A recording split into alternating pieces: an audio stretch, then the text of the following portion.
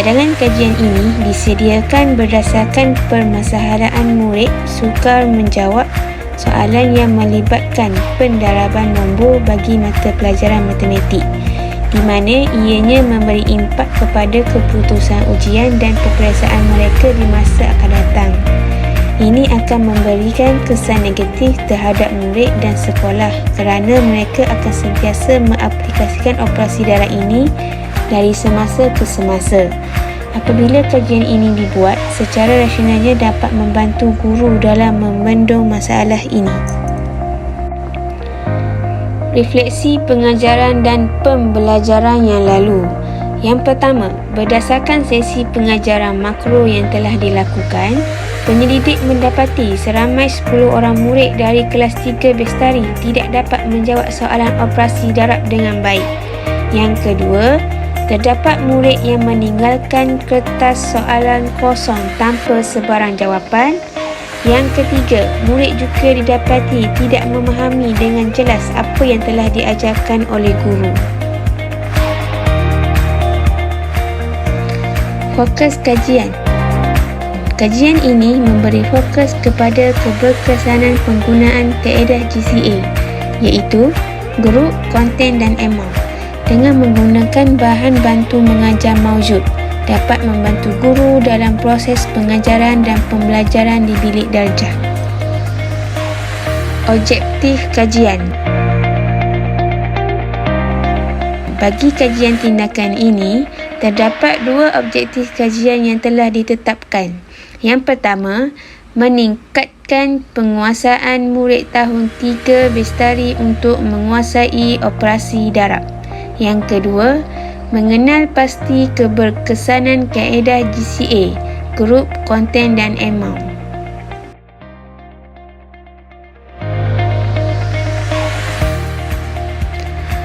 Persoalan kajian. Berdasarkan objektif kajian di atas, kajian ini dapat menjawab beberapa persoalan yang berkaitan seperti: yang pertama, adakah terdapat peningkatan penguasaan murid tahun 3 Bestari dalam menguasai operasi darab? Yang kedua, adakah kaedah GCA yang digunakan berkesan untuk meningkatkan kefahaman murid dalam operasi darab?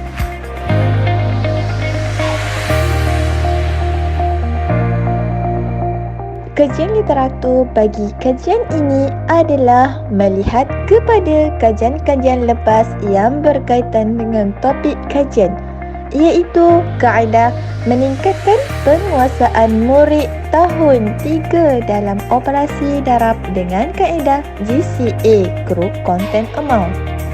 Di antara kajian-kajian lepas yang mempunyai berkaitan dengan operasi pendaraban ialah kaedah penggunaan kotak sifir, susunan petak sifir, kaedah Magimat, kaedah penggunaan lagu sifir, kaedah titik, penggunaan kit manipulatif, kaedah kotak ajaib serta pendaraban lattice dan sebagainya. Instrumen kajian. Instrumen kajian terbahagi kepada 2 bahagian. Yang pertama, soal selidik. Soal selidik terdiri daripada 10 soalan yang dikemukakan kepada murid berdasarkan pernyataan ya atau tidak. Soal selidik juga memfokuskan kepada minat murid mempelajari matematik dan kaedah GCA dalam pendaraban. Bahagian yang kedua, ujian pra dan pos. Ujian bertulis sebelum menggunakan kaedah GCA dan selepas menggunakan kaedah GCA.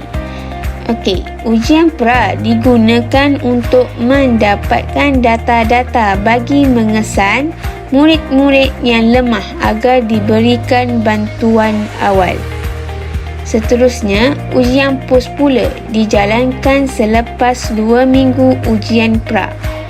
Guru menerangkan kaedah GCA kepada murid untuk membantu mereka mengenal pasti maksud setiap nombor di darab. Ujian pra dan pos dibina pada tahap yang sama tetapi menggunakan nombor dan objek yang berbeza. Hasilnya, murid dapat menyatakan bahagian, kumpulan dan bahagian isi yang perlu didarab untuk mendapatkan jumlah objek. Kumpulan sasaran. Kajian ini memfokuskan kepada subjek matematik murid tahun 3 Bestari di Sekolah Rendah Kebahasaan Bukit Abal, Pasir Putih, Kelantan. Kajian ini juga melibatkan 10 orang murid yang telah dikenal pasti mengalami masalah dalam menguasai operasi darab.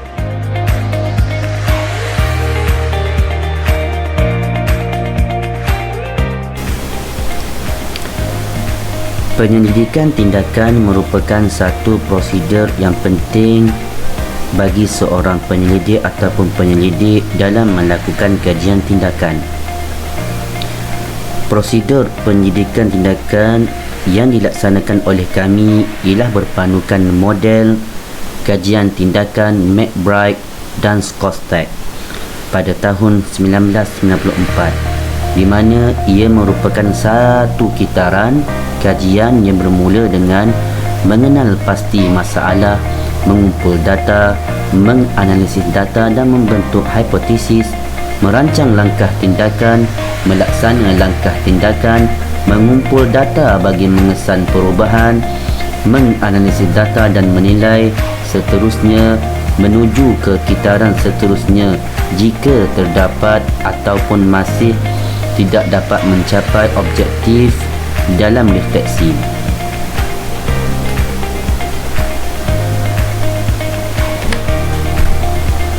Langkah pertama dalam kitaran yang disusun oleh McBride dan Skostak ialah mengenal pasti masalah.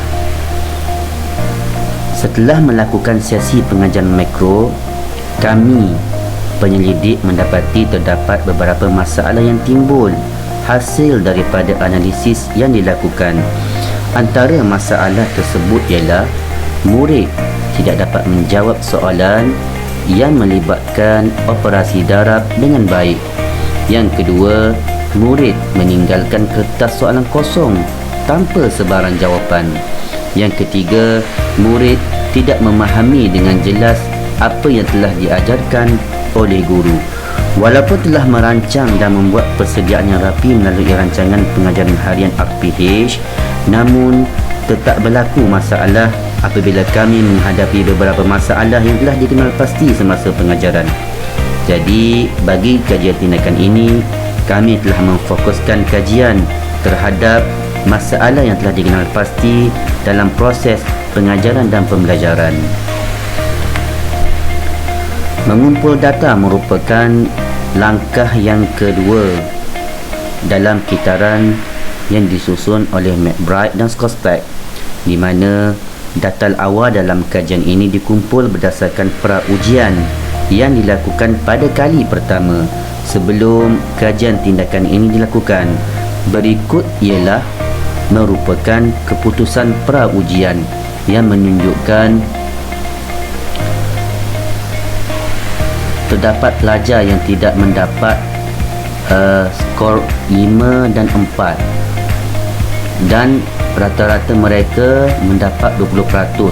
Ini bermakna majoriti daripada mereka tidak lulus, dan kami telah mengumpul sebanyak 10 orang pelajar yang tidak melepasi tahap lulus dalam ujian pra.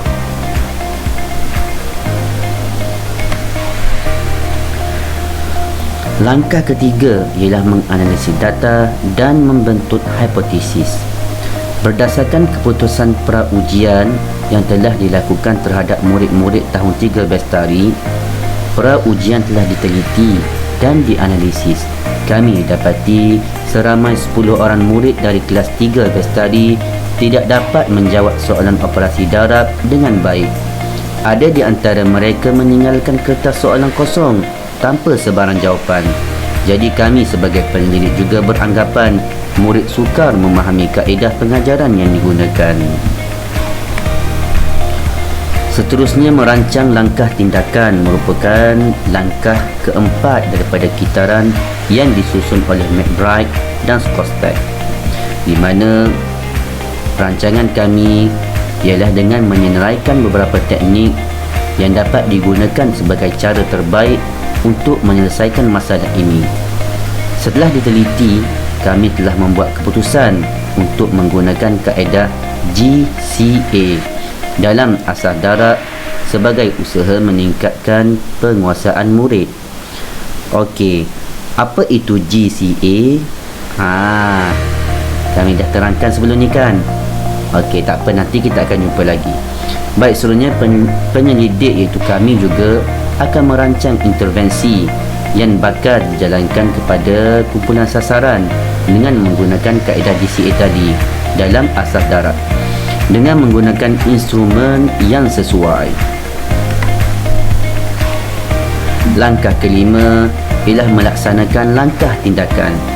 Baik, dalam melaksanakan langkah tindakan, langkah pertama yang kami akan melakukan ialah dengan membahagikan 10 orang pelajar tadi kepada 5 kumpulan secara berpasangan, bermaksud satu kumpulan 2 orang.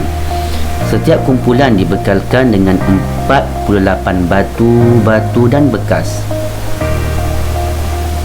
Langkah pertama bagi mereka setelah mendapat batu tersebut supaya bilang batu yang ada adakah cukup 48 atau tidak. Langkah kedua, murid-murid diminta menghasilkan batu-batu ke dalam bekas yang disediakan secara sama rata. Makna kata 48 dibahagikan dengan secara sama rata. Kemudian pelajar diminta untuk bilang dan lakukan kaedah GCA, iaitu group, content dan amount.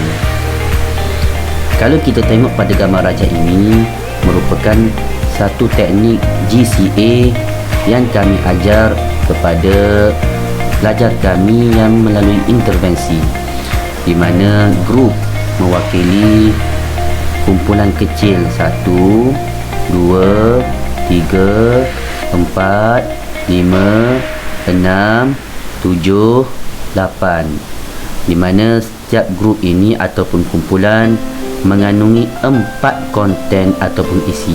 1, 2, 3, 4. Untuk memperolehi jumlah ataupun jumlah grup ataupun isi di dalam satu bekas ini, caranya ialah mudah dengan mendarabkan 8 grup tadi dengan setiap isi dalam satu grup, iaitu 8 darab 4 sama dengan 32. Langkah ketiga dalam melaksanakan langkah tindakan ialah murid akan membuat sendiri berdasarkan contoh dengan menggunakan batu. Hal ini kerana setelah diberi contoh latihan, mereka sudah pandai untuk melaksanakannya sendiri. Dengan apa? Dengan menggelaskan batu-batu tadi menggunakan formula group darab dengan konten sama dengan amount. Pemetangan setiap kumpulan akan diadakan dan markah akan diberikan. Langkah keempat ialah guru menunjukkan murid dengan gambar rajah ini, iaitu 1, 2, 3, 4, ada 4 grup, yang mana satu grup tadi terdiri daripada 3 biji batu. Tujuan pemberian gambar rajah ini ialah untuk merangsang ataupun melatih murid-murid tadi membina ayat matematik melibatkan operasi darab menggunakan kaedah GCA.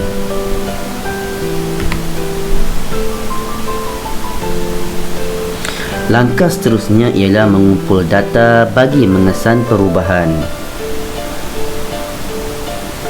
Dalam mengumpul data bagi mengesan perubahan, kami telah mengadakan ujian pos sama ada untuk menentukan terdapatnya peningkatan ataupun tidak.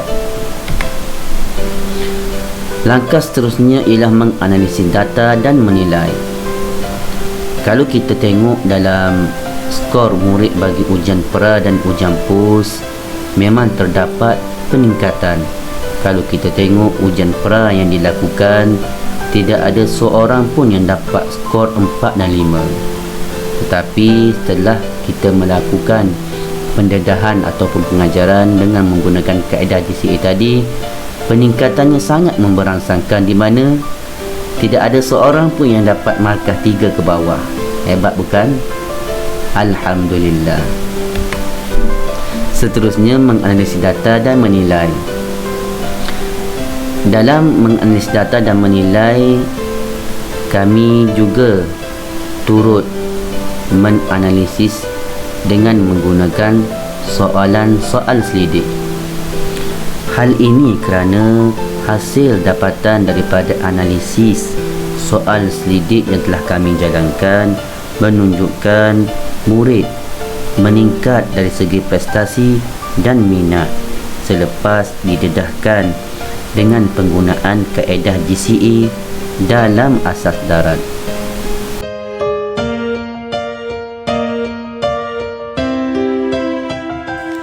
Berdasarkan jadual darajah di atas, dapat dilihat bahawa markah murid menunjukkan peningkatan di dalam ujian pra dan pos. Seramai 7 orang murid, iaitu sebanyak 70% yang memperolehi markah penuh pada ujian pos berbanding tiada murid yang mendapat markah penuh pada ujian pra. Seramai 8 orang murid, iaitu 80%, gagal menjawab ujian pra dengan baik, memandangkan skor yang diperoleh adalah kurang daripada 2 markah. Namun, setelah melaksanakan kaedah GCA, kadar murid gagal menurun pada ujian pos, memandangkan kesemua murid mencapai 100% lulus.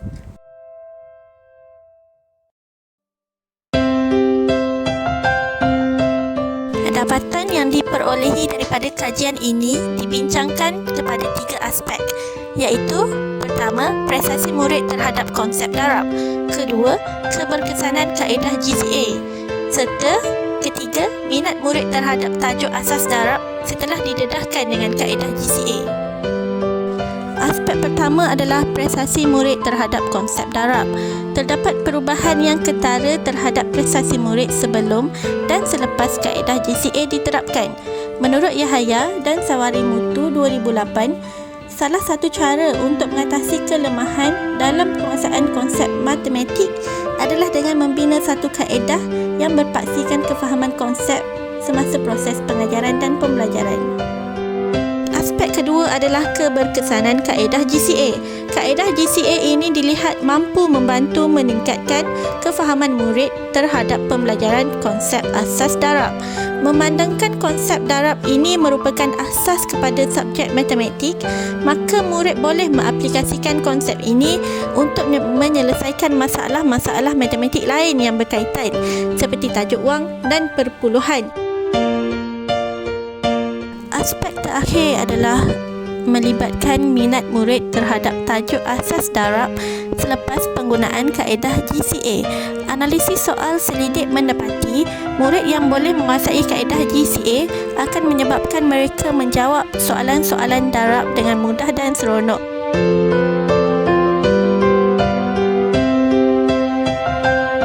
Pengaplikasian kaedah GCA dalam asas darat berjaya menyumbang dan merangsang diri murid-murid dalam mengikuti sesi pembelajaran dengan jayanya. Hal ini sangat penting dititik beratkan oleh guru-guru dalam memastikan murid-murid dapat mencapai objektif dan matlamat pengajaran.